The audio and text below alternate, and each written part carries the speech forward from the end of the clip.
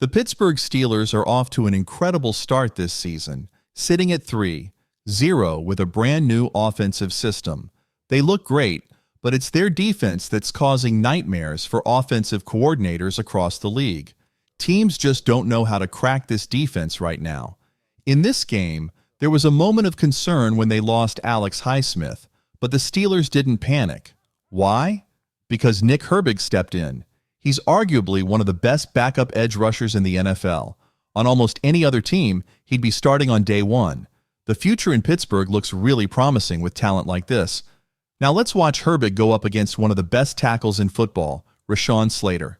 Before the snap, we see some movement on the defensive line. Look at how quick Nick Herbig is off the line. It's unreal. As the game progresses, the opposing team starts double-teaming TJ Watt. He's just that dominant, drawing so much attention. This leaves the other players like Cam Hayward and Herbig with one-on-one matchups, and the Steelers love that. On this play, Herbig gets a strip sack by using his speed and bending around the tackle. His quickness is unbelievable. He lowers his body, slips past the tackle, and slaps the ball right out of the quarterback's hands. It's these kinds of plays that make the Steelers' defense so dangerous. In this video, we're breaking down a lot of defensive film, but if you want a part 2 where we cover the offense and Justin Fields, comment below. If this video hits 350 likes, we'll post part 2 soon. Now, let's look at the impact TJ Watt has. He's not just one of the best players in the NFL. He's also the kind of teammate who makes everyone around him better. Watch how the opposing team handles him. They've got a tight end helping chip block, the offensive line sliding to his side, and even the running back is ready to help. They're doing everything to stop him. But here's the issue. All that focus on Watt leaves other guys like Nick Herbig in one-on-one situations. And leaving Herbig alone is a huge mistake. He puts on a little shimmy move, fakes inside, then bursts outside with speed, landing right in the quarterback's lap. It's amazing to watch. Now let's talk about Cam Hayward. He's another crucial piece of this defense. Watch this play. He attacks the guard, then bounces over to the tackle. He's so strong that even when double-teamed, he powers through to the quarterback. Cam is still a must-have for any team that wants to succeed on defense. Meanwhile, TJ Watt is still fighting through chips and double teams. Look at him at the top of this play. He fakes inside, plants his left foot, and then explodes outside. He just never gives up, no matter what they throw at him. This front four is lethal. The Steelers have so many players they can rotate in, and each one can make a difference. Even when the quarterback has open receivers, the Steelers' defense doesn't give him time to throw. There's a checkdown option here, but no time to use it. This defense is something special. Before we dive into more plays, keep in mind, there's plenty more to break down, even on plays where they didn't get a sack.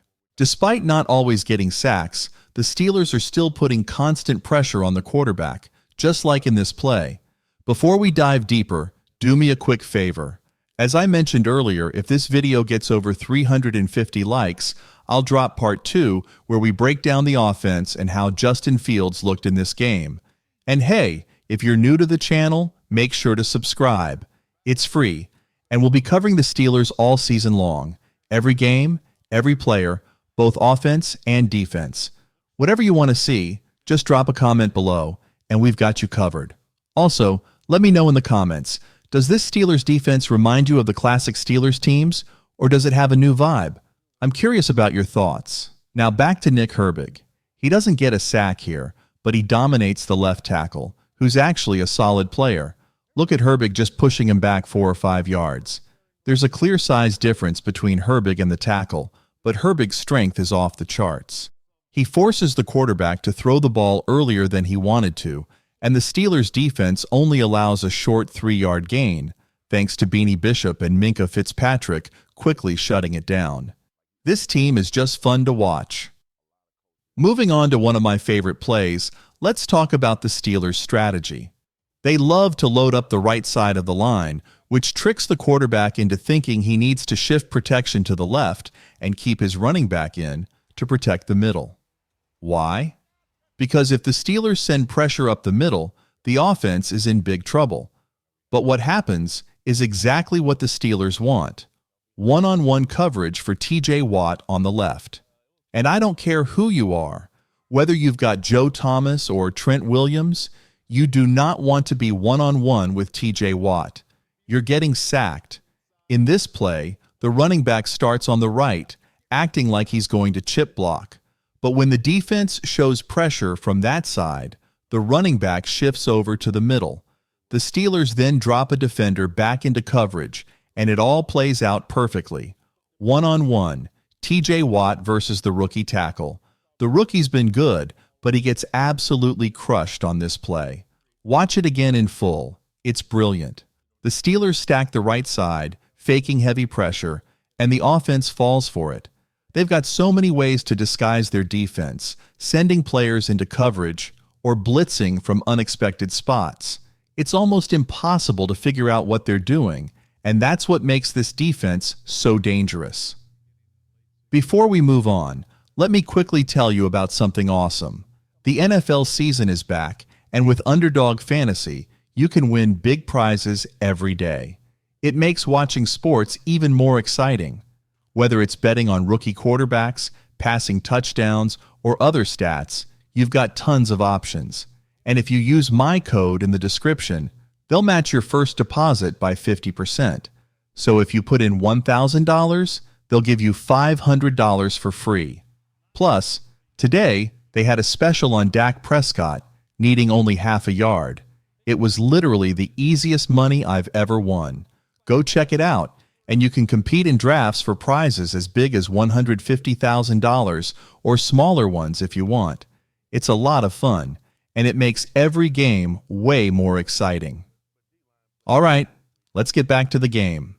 The Chargers' strategy was to establish the run and mix in some play action, using a lot of 13 personnel, which means one running back, 3 tight ends, and 1 wide receiver.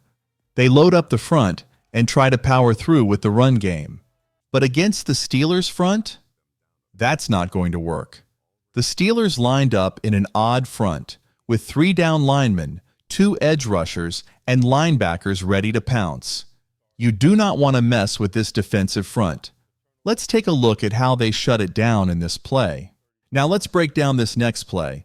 We see some pre-snap motion, followed by linebacker rotation in the second level. The offense is trying to fool the defense with play action. They've got 6 or 7 guys blocking, 2 receivers running routes, and a running back leaking out of the backfield. If they could dump it off to the running back here, it would be a huge gain. But the Steelers' pressure is just too fast. Check out this blitz. It's perfectly timed. The linebacker fakes outside, takes on the tight end, or fullback depending on how you see it, then bounces back inside. By the time the offense reacts, it's already too late. The Steelers are winning every matchup, and they're doing it insanely fast. Imagine being a quarterback and having to deal with that on nearly every snap. It's brutal. Here's Alex Highsmith, using his speed to get around the edge, forcing the quarterback to release the ball way earlier than he wants to. This play should have been an interception by Patrick Queen. Look at the speed off the snap from Highsmith.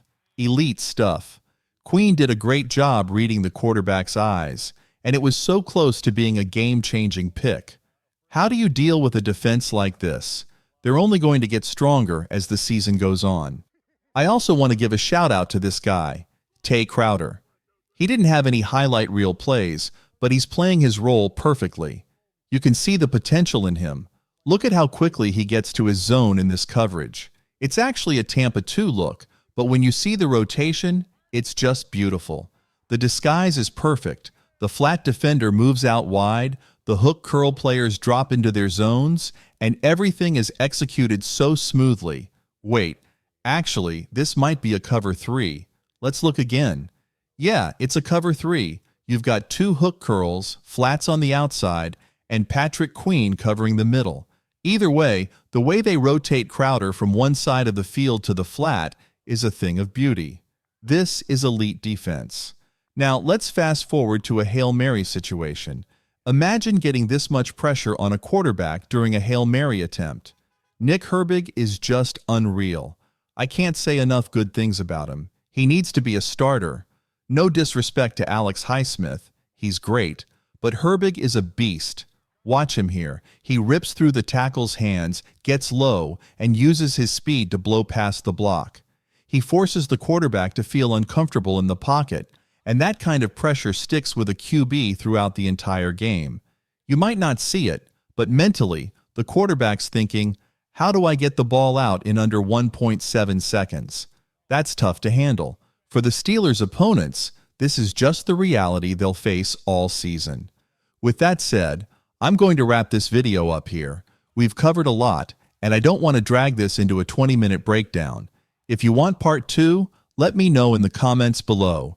Don't forget to hit that like button, subscribe, and turn on post notifications so you don't miss any future videos. Thanks for watching, and I'll see you in the next one. Peace.